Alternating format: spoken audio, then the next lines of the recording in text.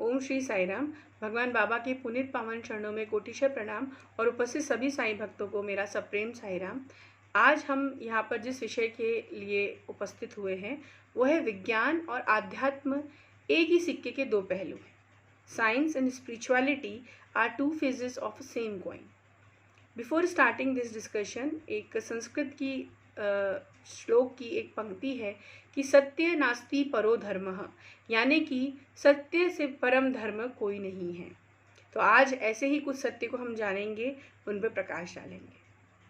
जानते हैं कि विज्ञान क्या होता है। सर्वप्रथम तो विज्ञान भौतिक रूप से दिखने वाला जो हमारा संसार है, लोग हैं, पेड़ पौधे हैं, अंतरिक्ष है, इनके बारे में जब हम जानकारी इकट्ठी करते हैं, इनके बारे में हम जब पढ़ते हैं, अध्ययन करते हैं, तो जो गूढ़ तत्व हम लेकर बाहर आते हैं उसी को विज्ञान कहा जाता है, उसके अध्ययन को विज्ञान कहा जाता है।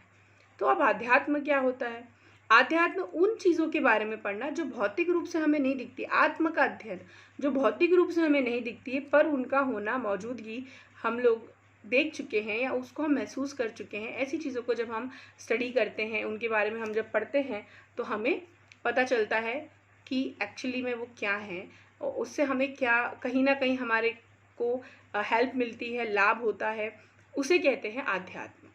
भगवान बाबा बहुत ही सुंदर शब्दों में एक एजुकेयर स्वामी ने हमें दिया है और उसमें बहुत ही सरल शब्दों में स्वामी ने समझाया है कि किस प्रकार से एक पक्षी को दो पंखों की ज़रूरत होती है। वो एक भी अगर ख़राब हो जाए या टूट जाए तो वो नहीं उड़ पाएगा। उसी प्रकार से जो मनुष्य का सर्वांगीण विकास अगर हम चाहते हैं, एक बालक का, एक मनुष्य का, तो उसके अंदर दो प्रकार के विकास होने चाहिए। एक होता है बौद्धिक या भौतिक विकास और दूसरा होता है आध्यात्मिक विकास। भौतिक विकास यानी फिजिकली छोटे से बड़ा होता है। बौद्धिक यानी मस्तिष्क का विकास, जो कि स्कूल्स में हम लोग जो किताबें पढ़ते हैं, जो ध्यान अर्जन करते हैं, वो हमारा बौद्धिक विकास हो गया। और दूसरा होता है आध्यात्मिक विकास, यानी कि वैल्यूज़ हमारे अंदर होना चाहिए। वो वैल्यूज़ का जैसे हमारे अंदर आना शुरू होती है तो डेफिनेट सी बात है, एक फुल पैकेज हम बोल सकते हैं, पूरी तरीके से इंसान का क्या होता है, विकास होता है, जो कि उसे एक बहुत सुंदर जीवन, एक बहुत सफल जीवन देता है भविष्य में। भगवान बाबा कहते हैं कि विज्ञान और आध्यात्म के बीच में एक बैलेंस होना चाहिए और अगर वो बैलेंस उसे दिया जाएगा तो वो उसके लिए बहुत लाभप्रद होगा। एक लेक्चर के अंदर डॉक्टर APJ अब्दुल कलाम ने बहुत सुंदर लाइंस कही थी, वो मैं आपके सामने शेयर करना चाहूँगी। उन्होंने कहा कि when there is a righteousness in heart, there will be beauty in character. When there will be beauty in character, there will be harmony in home. And when there will be harmony in home, there will be order in nation. And when there is order in nation, there will be peace in world. तो ये जो शब्द है, इनसे आप भली भांति समझ गए होंगे कि भगवान बाबा ने हमें क्या संदेश दिया है। और APJ अब्दुल कलाम जी ने भी जहाँ से भी ये पंक्तियाँ ली हैं, तो कहीं ना कहीं वो हमें पंक्तियाँ क्या बताना चाह रही है कि अगर हम पीस चाहते हैं तो राइटियसनेस होना चाहिए हमारे अंदर। और डेफिनेट सी बात है कि हार्ट में राइटियसनेस आए, इसके लिए ज़रूरी है, डेफिनेटली ज़रूरी है कि स्पिरिचुअल नॉलेज, स्पिरिचुअल स्टडीज़ हमारी अच्छी होनी चाहिए। आज हम बात कर रहे हैं कि आध्यात्म और विज्ञान जो है एक ही सिक्के के दो पहलू हैं, पर क्या हम लोग आज की तारीख में कई लोग इस चीज़ को बहुत अच्छे से समझते भी हैं, है ना, कि दोनों ही बहुत सिमिलर चीज़ें हैं, दोनों ही एक ही प्रकार का ज्ञान है, वो दोनों का स्तर थोड़ा अलग है। पर पहले के वर्षों में, पुराने ज़माने में, पुराने समय में ऐसा नहीं था। दोनों के बीच में बहुत द्वंद्व था। ना विज्ञान आध्यात्म को मानता था और ना आध्यात्म विज्ञान को मानता था। भगवान बाबा ने अपने फरवरी 1997 के एडिशन के अंदर, सनातन सारथी के अंदर, साइंस शिक्षाएं और विज्ञान, इसके बारे में बहुत सुंदर स्वामी ने एक चैप्टर बताया है। उसमें स्वामी ने बोला है कि सन 1543 के अंदर जब वैज्ञानिक क्रांति शुरू हुई थी, उस समय का स्वामी ने उसमें दृष्टांत बताया किस प्रकार वैज्ञानिकों को स्ट्रगल करना पड़ता था अपने ही रिसर्च वर्क को लोगों के साथ में शेयर करने में, और किस प्रकार से जो वहाँ के चर्च, यूरोप के चर्च के जो पादरी हुआ करते थे, वो सिर्फ प्रार्थना पे जोर दिया करते थे। ना विज्ञान प्रार्थना को मानता था और ना ही आध्यात्म या जो धर्म के लोग थे, ना वो विज्ञान को मानते थे। इस द्वंद्व में बहुत दिक्कतें आई, मतलब बहुत साइंटिस्ट लोगों को इसके लिए स्ट्रगल करना पड़ा। स्वामी इसको आगे बताते हैं कि पर इस चीज़ को ये चीज़ें बदली, कब बदली? 11 अप्रैल 1970 के दिन एक बहुत ही प्यारा सा वाक्य स्वामी ने बताया उसके आगे कि इस दिन अपोलो 13 नाम का एक अंतरिक्ष यान जो है वो अंतरिक्ष में भेजा गया था और ये एक निश्चित समय पे चंद्रमा के ऊपर उतरना था, पर किसी टेक्निकल इशू के कारण उसके अंदर चिंगारी लगी, विस्फोट हुआ और एक धमाका हुआ और उस धमाके के बाद में क्या हुआ कि उसका और पृथ्वी का संपर्क टूट गया। जब पृथ्वी का और उसका संपर्क टूट गया, हर प्रकार से जो मनुष्य की पकड़ थी उस यान के ऊपर वो छूट गई, तो उसकी सारी आशाएं भी छूट गई और अल्टीमेटली आखिरी में जो चीज़ हुई वो आप सुन के आश्चर्य करेंगे कि रेडियो पर, दूरदर्शन पर, जितने भी एक बोल सकते हैं मीडिया के साधन थे, उन हर जगहों पर यह अनाउंसमेंट कराया गया कि सभी लोग भगवान के सामने प्रार्थना करें कि हमारे जो अंतरिक्ष यान में जो हमारे वैज्ञानिक बैठे हुए हैं उनकी जान बच जाए, भगवान उनकी रक्षा करें, उन्हें कुछ ना हो और वो सकुशल हमारे पास पृथ्वी पर वापस आ जाए। तो इस वाक़ये से आप समझ सकते हैं कि किस प्रकार से विज्ञान का भी एक लिमिट है, वो जाकर एक जगह जाके क्या हो जाता है, आंसरलेस हो जाता है, हेल्पलेस हो जाता है और उसके बाद वो किसकी शरण में जाता है? परमपिता परमेश्वर भगवान की शरण में जाता है। सिमिलरली सेकेंड एक और चीज़ आप ऐसे 2-3 वाक्य मैं आपके साथ शेयर करना चाहूँगी। टाइम्स ऑफ इंडिया में एक खबर छपी थी कि जो हमारा इंडिया में चंद्रयान 2 भेजा गया था अंतरिक्ष के अंदर, सभी भली भांति जानते हैं, क्या कॉम्प्लिकेशंस हुई सभी जानते हैं। तो ऐसा कहा जाता है जब चंद्रयान 2 को भेजा जाना था तब जो इसरो के जो चेयरमैन थे के सिवन जी, वो स्पेशली तिरुपति टेम्पल गए थे पूजा करवाने के लिए। क्यों पूजा करवाई उन्होंने? कि जो हम अभी चंद्रयान 2 हम भेज रहे हैं वो सफलतापूर्वक जाए और वापस आए बिना किसी व्यवधान या किसी दुर्घटना के। तो आप देखिए कि एक साइंटिस्ट, अब जाके ये सब चीज़ें बदली हैं कि एक साइंटिस्ट भी क्या है, उसे भी पता है कि कहीं ना कहीं जाके हमारी एक लिमिट है और उसके आगे की जो आगे का जो साइंस है, आगे का जो आप बोलते एडवांस साइंस है, दैट इज़ अध्यात्म, वो कहीं ना कहीं हमें एक डिवाइन पावर से जोड़ता है और उस डिवाइन पावर को लेकर कोई क्लेरिफिकेशन, कोई प्रूफ, कोई भी रिसर्च पेपर आज तक प्रस्तावित नहीं हुआ है। और तीसरी चीज़ है डॉक्टर पेनफिन के बारे में आप सभी ने सुना ही होगा कि ये एक अमेरिकन न्यूरोसर्जन थे और इन्हें फादर ऑफ न्यूरोलॉजिस्ट भी न्यूरोसर्जन थे और फादर ऑफ मॉडर्न न्यूरोलॉजिस्ट भी कहा जाता है। इन्होंने किताब लिखी थी मिस्ट्री ऑफ माइंड, जो कि 40 साल रिसर्च के बाद इन्होंने निकाली थी। उसके अंदर इन्होंने लिखा था कि हाँ, मस्तिष्क जो होता है इंसान का वो एक कंप्यूटर की तरह काम करता है, पर उन्होंने एक लाइन और लिखी कि इस मस्तिष्क को कुछ ना कुछ तो ऐसा इस यूनिवर्स में है जो कंट्रोल करता है, कुछ तो ऐसी कोई शक्ति है, कोई पावर है या कोई एक कुछ तो है जो, अब कुछ को वो डिफाइन नहीं कर पाया, उन्होंने कहा कुछ तो है जो कंट्रोल कर रहा है और उसे पूरी तरीके से उसके अंदर गाइड कर रहा है। तो जब इतने बड़े साइंटिस्ट, इतने बड़े न्यूरोसर्जन और काफ़ी सारी चीज़ें भी हैं, जब ये लोग एक पॉइंट पे जाके इन लोगों ने ये चीज़ मान ली कि नहीं कुछ तो है जो इस विज्ञान के भी ऊपर है। कई बिंदु ऐसे हैं आज भी जहाँ पर हमारा विज्ञान उत्तर विहीन है, उसके पास में कोई उत्तर नहीं है। हमारे भारत के कई ऐसे मंदिर हैं, कई ऐसे टेम्पल्स हैं जिनके ऊपर आज भी रिसर्च चल रही है और कब से चल रही है और ना जाने कब तक चलेगी, हम नहीं जानते हैं। तो भगवान बाबा कहते हैं कि ये जो 3 घटनाएं स्वामी ने अपने किन प्रवचनों में बताई है, तो स्वामी यही कहते हैं कि इनसे समझ जाओ कि विज्ञान और आध्यात्म का जुड़ाव होना कितना ज़रूरी है। जिस प्रकार से खाने में खट्टा, मीठा, तीखा, नमक, तेल, मिर्ची, सब कुछ बैलेंस होना ज़रूरी है। अगर एक भी चीज़ ज़्यादा हो गई तो हमें कोई ना कोई बीमारी पकड़ लेती है या हमारे पाचन में प्रॉब्लम आने लगती है। उसी प्रकार से अगर हम चाहते हैं कि एक सक्सेसफुल हमारा जीवन हो, तो देखो विज्ञान को तो हम नहीं छोड़ सकते, बिकॉज अब जिस एरा में हम लोग जी रहे हैं वहाँ पर विज्ञान बहुत ज़रूरी है। एक लाइफस्टाइल, एक टेक्नोलॉजी, हमें सबके साथ कंधे से कंधे मिला के चलना है सारे देशों के साथ, तो विज्ञान तो हमें चाहिए, हम इसे छोड़ नहीं सकते हैं। पर विज्ञान के साथ में बहुत ज़रूरी है वैल्यूज़ होना। भगवान बाबा कहते हैं कि science without humanity is dangerous. बाबा कहते हैं कि बाबा ने एक कॉन्वोकेशन के अंदर बाबा ने ये चीज़ बोली थी कि H2O जो है वो कैसे बनता है, ये साइंस हमें बताता है।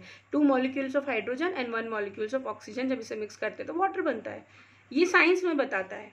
पर इस पानी को कैसे हर एक ज़रूरतमंद के पास पहुंचाना है, अपने पास ही बस सीमित नहीं रखना है, इसे हमें बहाना है, हमें लोगों तक पहुंचाना है। बहाना मतलब वेस्टेज नहीं, हमें लोगों तक बहा के ले जाना है, लोगों को देना है। आप जानते हैं स्वामी ने कितना बड़ा वाटर प्रोजेक्ट जो है अनंतपुर में प्रशांत इलियम के पास स्वामी ने बनाया है, और उसका पूरी हिस्ट्री मुझे रिपीट करने की ज़रूरत नहीं है, आप सभी जानते हैं बाबा ने वाटर प्रोजेक्ट जो करा था। तो बाबा ने बताया कि हमें वो आध्यात्म सिखाता है कि कैसे हमें सामाजिक उत्थान के लिए या ह्यूमन वेलफेयर के लिए इन टेक्नोलॉजीज़ को यूज़ करना है। तो महात्मा गांधी ने भी एक बहुत ही अच्छी एक लाइन, एक हम बोल सकते हैं कोटेशन हमको दिया है कि the root of violence is science without humanity. और जी हाँ, आप सभी जानते हैं कि आज की तारीख में हर देश ने अपनी सुरक्षा के लिए ना जाने कौन कौन से वेपन्स, कौन कौन सी चीज़ें अपने पास बना के रखी है, न्यूक्लियर वेपन, बायो वेपन, है ना, और केमिकल वेपन, ना जाने क्या क्या अपनी सुरक्षा के लिए। पर जब हम इसको उपयोग करेंगे, है ना, तो हमें क्या करना है, हमें इस जितना डिस्कशन हम कर रहे हैं आज, उसका मतलब ये कि हमें ये ध्यान रखना है कि मानवता आहत नहीं होना चाहिए। जैसे आप सभी जानते हैं नागासाकी हिरोशिमा के अंदर जो बम फेंके गए थे, उसका खामियाजा आज तक लोग भुगत रहे हैं। आज भी जब बच्चे वहाँ पैदा होते हैं तो वो जेनेटिकली उनके अंदर काफ़ी सारे डिसऑर्डर्स पाए गए हैं। और अभी रिसेंटली अगर हम देखें तो जो हम झेल रहे हैं कोरोना वायरस, आप सभी जानते हैं कि ये भी एक बायो वेपन है, बायो वॉर को इनिशिएट करने के लिए। अब सभी जानते हैं क्या है इसके पीछे की हिस्ट्री में, यहाँ पर मैं उसे रिपीट नहीं करूँगी। तो कहीं ना कहीं क्या है, नैतिकता की कमी, क्या है ह्यूमैनिटी की कमी, बिना मानवता के बारे में सोचे विचारे उस चीज़ को कदम लिया गया। और आप देखें पूरा विश्व, इवन जिसने ये किया वो भी खुद इससे बहुत प्रभावित हुआ, उसकी छींटे उसके ऊपर भी पड़ रहे हैं और पूरा विश्व इससे परेशान है। तो क्या आपको लगता है कि इस तरीके से हमें करना चाहिए? नहीं, बिल्कुल नहीं करना चाहिए। और स्वामी भी यही बार बार हर स्वामी के प्रवचन में, जब स्वामी विज्ञान की बात करते थे, शिक्षा की बात करते थे, तो स्वामी ये कहते थे शिक्षा इंसान को जीवन व्यापन की सुविधाएं अर्जित करने के लिए लेता है, पर उस सुविधाओं से किसी का हनन ना हो, किसी को कष्ट ना हो, ये वैल्यूज़ हमारे अंदर आना बहुत ज़रूरी है, और उसके लिए स्पिरिचुअलिटी ज़रूरी है। तो कहने का मतलब है कि आज के समय में आप देख रहे हैं कि क्या क्या हो रहा है। हमें इवन नेचर भी हमें चेतावनी दे रहा है कि अभी भी अगर तुम लोग बैलेंस नहीं बनाओगे तो आगे विध्वंसक होने वाला है सब कुछ। आप देखिए कुछ चीज़ें ऐसी हैं जो पहले शायद हम लोग अंधविश्वास समझते थे, उसे रूढ़िवादी होना समझते थे, पर आज हम उसी चीज़ को खुशी खुशी, जब संकट में है तो खुशी खुशी फॉलो कर रहे हैं। जैसे कि पहले हमारी एक भारतीय परंपरा हुआ करती थी, कि अभी भी कई घरों में फॉलो होता है कि आप जैसे ही घर से आए तो घर के बाहर ही आपके आंगन में ही एक बाल्टी का पानी भरा होता था, बाल्टी भर के पानी होता था, उससे आपको हाथ पैर धोना है, उसके बाद अंदर जाना है, कपड़े चेंज करना है, नहाना है, जो भी है, उसके बाद ही आपको किचन में एंटर करना है। वही बाहर के कपड़ों से आप घर के अंदर नहीं जाओगे, ठीक है। पर लोगों ने इसको कहा अरे क्या पुरानी सोच है, इसको छोड़ो, ये सब फालतू बातें हैं, इतना टाइम किसके पास है, ऐसा लोग देते हैं अपना एक्सप्लेनेशन। तो लोगों ने वो चीज़ करनी बंद कर दिया। अब आज क्या हम क्या कर रहे हैं, आज की तारीख में हम वही चीज़ कर रहे हैं, पानी की जगह हम सैनिटाइज़र यूज़ कर रहे हैं। और घर में आते हैं तो आज हम प्राउडली बोलते हैं कि नहीं, हम तो आगे पहले नहाते हैं उसके बाद ही कुछ काम करते हैं, भैया कोरोना हो रहा है। तो अब आप देखिए हम क्या कर रहे हैं, हम एक्चुअली यही कर रहे हैं जो हमारी पुरानी परंपराएं, पुराने नियम जो हमारे पूर्वजों ने बनाए। सोचिए आज हम ये सब फेस कर रहे हैं, और ये चीज़ उन्होंने कितने वर्षों पहले ही उन्होंने भाप ली थी, कि उन्होंने उन नियमों को बना दिया और उस नियम को जोड़ दिया भावना, धर्म के साथ कहीं ना कहीं, ताकि इंसान डर के मारे गंभीरता से उसे ले और उसे फॉलो करे। पर आज की तारीख में हम युवा लोग जो है बहुत उसको लाइटली लेते हैं। हमें लगता है कि जो हमारी परंपराएं हैं, जो हमारे पूर्वजों ने हमें चीज़ें या नियम बना के दी है, वो सब क्या है, छोटी सोच है, पुरानी सोच है, उसे हम मॉडर्नाइज लोग नहीं यूज़ कर सकते। तो आप खुद देखिए ये सब हो रहा है। और ऐसी कई सारी चीज़ें हैं जिनको मैं अभी आगे और डिस्कस करना चाहती हूँ। सबसे पहली चीज़ जो है कि जिसके लिए आजकल के युवा लोग सोचते हैं कि अगर हम ऐसा करेंगे तो हम आउटडेटेड दिखेंगे, वो है साड़ी। साड़ी को हम लोग सोचते हैं कि इट्स आउटडेटेड आउटफिट, जो पुराने लोग पहनते हैं, जो उम्र में बहुत बड़ी होते हैं वो पहनते हैं। हम यंगस्टर्स जो है छोटे कपड़े, जीन्स, ऐसी चीज़ें पहनेंगे तो वी लुक गुड और हम मॉडर्नाइज दिखेंगे।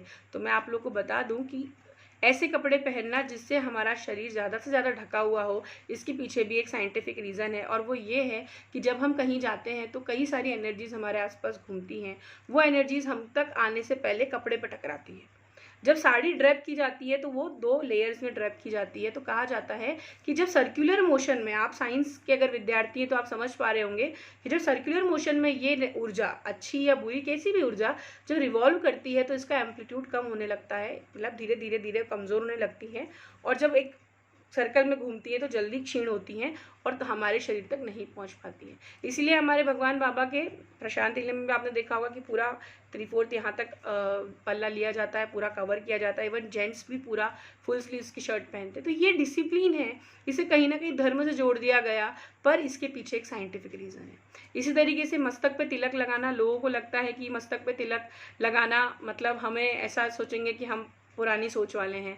बिंदी लगाना, बिंदी कैरी करना आजकल की लड़कियों को पसंद नहीं होता है, कहती हैं कि हम बड़ी दिखेंगी। तो भाई मैं बता दूं आपको कि एक्चुअली आयुर्वेद भी इस चीज़ को मान चुका है, साइंस इस चीज़ को मान चुका है कि हमारे ये बीच में जो हमारा फोरहेड के बीचों बीच जो आईब्रो होती है वहाँ पर होता है आग्नेय चक्र होता है, जिसे थर्ड आई भी बोलते हैं। ये जो है हमारे इंट्यूशन पावर को इंक्रीज़ करता है, हमारे इंटेलिजेंस को इंक्रीज़ करता है। इसीलिए इस पॉइंट को हम क्या करते हैं, बिंदी से या चंदन के तिलक से या कुमकुम के तिलक से हम इसे क्या करते हैं, ढकते हैं, प्रोटेक्ट करते हैं कि बाहर की कोई भी बुरी रेडिएशन इस पर ना पड़े और हमको नुकसान ना पहुंचाए। इसीलिए देखना पहले के स्कॉलर्स पूरे फोरहेड के ऊपर क्या करके रखते थे, चंदन का लेप लगा के रखते थे।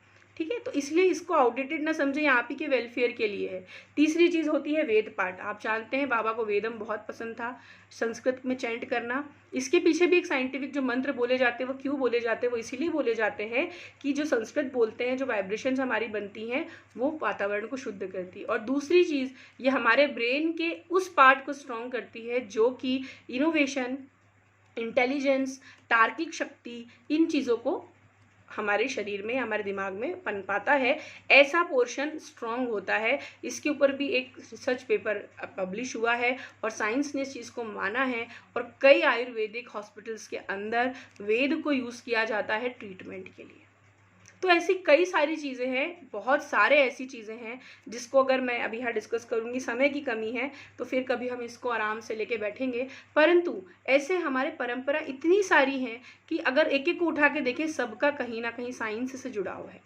तो आज जितने भी युवा मुझे सुन रहे हैं, मैं आप उन सभी से यही आह्वान करना चाहूँगी कि देखिए, अपनी जड़ों को समझें, और आपको प्राउड फील करना चाहिए कि हम उस सभ्यता या उस संस्कृति में जन्म लिए हैं जिसकी जड़ें हैं आध्यात्म। और इट्स मतलब आप ये मान के चलिए कि जो साइंस के भी ऊपर है, जहाँ साइंस खत्म होता है वहाँ ये शुरू होता है। तो आप सोच लीजिए कि ये कितना पावरफुल है। और दूसरी चीज़ ये कि जब पेड़ अपनी जड़ें छोड़ देता है ज़मीन से, तो फिर उसका कोई अस्तित्व नहीं रह जाता, कितना भी भरा पूरा हो। उसी तरीके से जो मनुष्य है, अगर वो भी अपनी जड़ें छोड़ देगा तो आप सोचिए क्या हालत होगी। तो अपनी जड़ों से जुड़े रहें, आध्यात्म को अपनाएं, बैलेंस बना के रखें। ठीक है, भगवान बाबा ने जो एजुकेट दिया है उसे समझें, उसे अपनाएं, प्रकृति के साथ में बैलेंस बनाएं। तब धीरे धीरे धीरे धीरे आपको समझ में आएगा कि आध्यात्म जो है वो एक अलग ही साइंस है, वो भी एक साइंस है जो हमें एक अलग ही दुनिया में लेके जा रहा है। तो आप सभी से मेरा अनुरोध है कि इस संकट की घड़ी में आध्यात्म को अपनाएं, प्रैक्टिस करें, जप करें, ध्यान करें। ज्योतिर्ध्यान इतना सुंदर अभी हमारे डेली जो प्रोग्राम्स हो रहे हैं उसके अंदर कराया जाता है, तो उसको प्रैक्टिस करें, अपने अंदर के इंटेलेक्चुअल को डेवलप करें, अपने आप को कहीं ना कहीं उस डिवाइन पावर से कनेक्ट करें, जो आपको बहुत हेल्पफुल होगी। और अंत में इस संकट के समय में मैं यही कहना चाहूँगी कि भगवान बाबा हम सभी को शक्ति दे इस चीज़ की कि हम इसे फेस करें, सब पे दया करें, किसी को भी कष्ट ना हो, जिनको कष्ट है तो उन्हें कष्ट सहने की भी स्वामी शक्ति प्रदान करें। तो अंत में 2 पंक्तियाँ मैं सभी के लिए गाना चाहूँगी, सभी के लिए प्रार्थना करना चाहूँगी, और आप लोग भी इसे मेरे साथ दोहराएं। प्रेमामृत बरसाओ बाबा, दया करो भगवान, कृपा करो भगवान। जय साईं राम।